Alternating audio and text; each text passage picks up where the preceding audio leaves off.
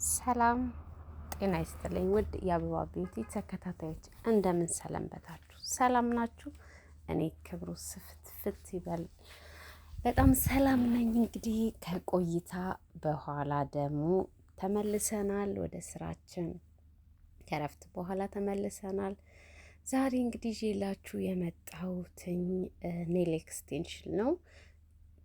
ሶፍት ጄል ነው። ሶፍት ጄል ኤክስቴንሽን ነው ይዤላችሁ የመጣሁት። ትወዱታላችሁ ብዬ ተስፋ አደርጋለሁ። ያው እንግዲህ ላይክ፣ ሼር፣ ሰብስክራይብ ማድረግ እንዳይረሳ እያልኩኝ ዛሬ ይዤላችሁ ወደ መጣሁትኝ ነገር እመልሳችኋለሁ። እንግዲህ በመጀመሪያ ሶፍት ጄል ከመስራታችን በፊት መጸዳት አለበት። ጥፍሩ በደንብ እንዲይዝ እንግዲህ አሁን በጣም ረጅምም ከሆነ ጥፍራችን መቆረጥ አለበት። ለጄሉ እንዲያመቸን ጥፍራችን መጀመሪያ እንግዲህ ክሊኒንግ ላይ ነው። ዛሬ ራሴ ነኝ የተሰራው ያለሁትኝ። በጣም አሪፍ ነገር ነው ብዬ አስባለሁ። እንግዲህ ትወዱታላችሁ። አብረን እንከታተል።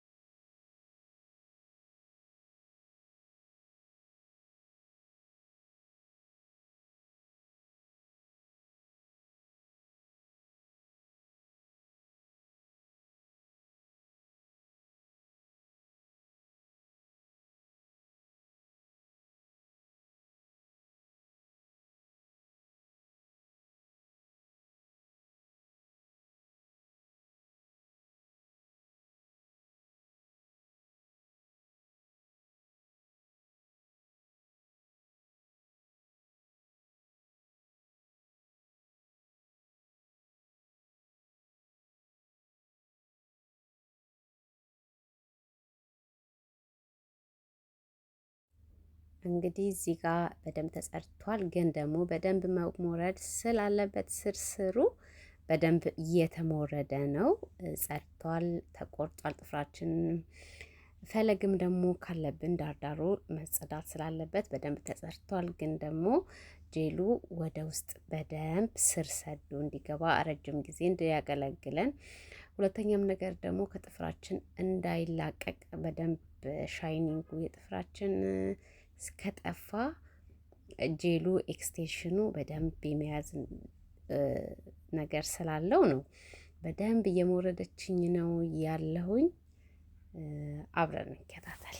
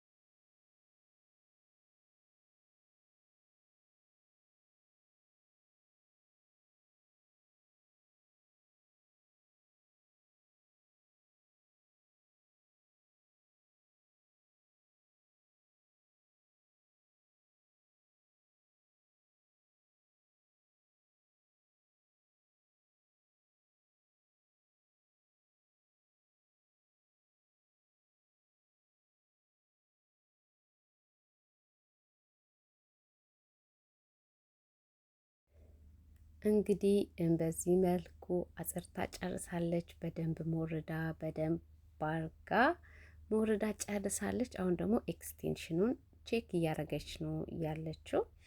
ምክንያቱም ቼክ ማድረግ መጀመሪያ አለብን ለጥፍራችን ልክ ነው አይደለም የሚለውን ነገር በደንብ አይታ ጨርሳ አሁን ኤክስቴንሽኑን በደንብ በማሞቂያ በደንብ እንዲይዝ እየጣበቀችው ትገኛለች። ኤክስቴንሽን ከፊት ተደርጎ ነው ከኋላ ሶፍት ጄል የሚደረገው እና በደንብ የመያዝ አቅም እንዲኖረው በዚህ መልኩ ኤክስቴንሽኑን ጨርሳኛለች። በደንብ እንዲይዝ ማሽን ውስጥ ከቶ መድረቅ ትንሽ ስላለበት ነው እና ማሽን ውስጥ በደንብ መድረቅ አለበት። በጣም አስፈላጊ ነገር ነው። ይሄ ነገር ደግሞ ለበኋላችን ረጅም ጊዜ እንድንጠቀምበት ይረዳናል ማለት ነው። በምፈልገው ሳይዝ ቆርጣ እየሞረደችኝ ትገኛለች። በጣም ያጨረሻውን አብረን እንከታተል። በጣም ነው የሚያምረው። እኔ ያው በጊዜው በጣም ነበር የወደድኩትኝ ማለት ነው እና በዚህ መልኩ ተጠናቋል። እንግዲህ ላይክ፣ ሼር፣ ሰብስክራይብ ማድረጋችሁን እንዳይረሳ እያልኩኝ አብረን እንከታተል።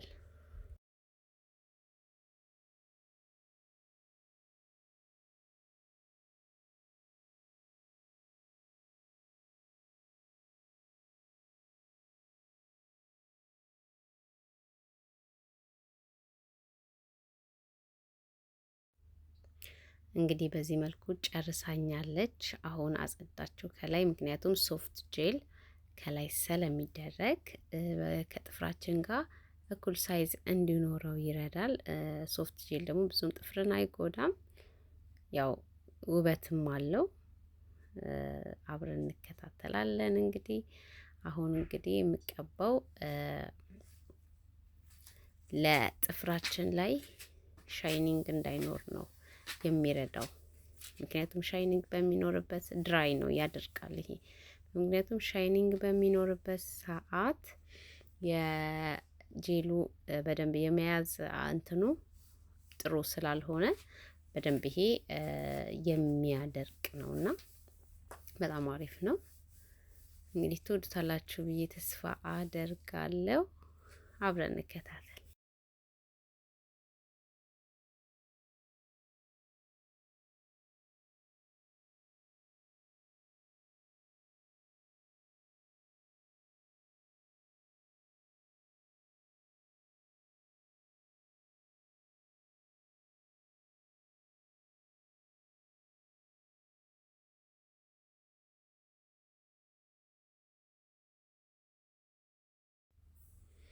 እንግዲህ ሶፍት ጄል ማለት ይሄ ነው።